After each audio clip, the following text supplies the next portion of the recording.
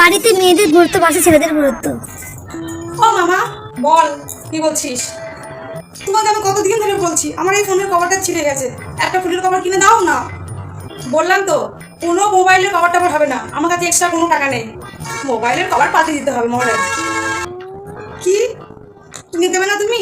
ঠিক আছে, তুমি যদি আমার এই ফোনের কভার না কিনে দাও আমি এক্ষুনি বাড়ি ছেড়ে চলে যাব। ঠিক আছে, বাড়িতে থাকবে না, চলে যাবো বাড়ি ছেড়ে। বরঞ্চ আমি বেঁচে যাবো বাবা। তোদের এই সারাদিন এটা দাও সেটা দাও এর হাত থেকে তো বেঁচে যাবো। যা যা যা যা, যেখানে খুশি সেখানে চলে যা, আমাকে বলার কোনো প্রয়োজন নেই। যা যা যা, ভালো লাগে না। ওমা, বলছিলাম কি, ও বিট্টু বাবা, হ্যাঁ কিছু বলছো তুমি? আমার সব বন্ধু বাইক আছে, আমাকে এবার বাইক কিনে দিতে হবে। সেটা বুঝলাম ঠিকই, কিন্তু জানোই তো বাইক কিনতে গেলে অনেক টাকা লাগবে, এত টাকা তোমার বাবার কাছে তো এখন নেই। তুমি এবারও আমাকে বাইক কিনে দিবে না? ঠিক আছে, তুমি যদি আমাকে বাইক কিনে না দাও আমি এখন বাড়ি ছেড়ে চলে যাবো। বাবা না বাবা, তুমি বাড়ি ছেড়ে চলে যাও না।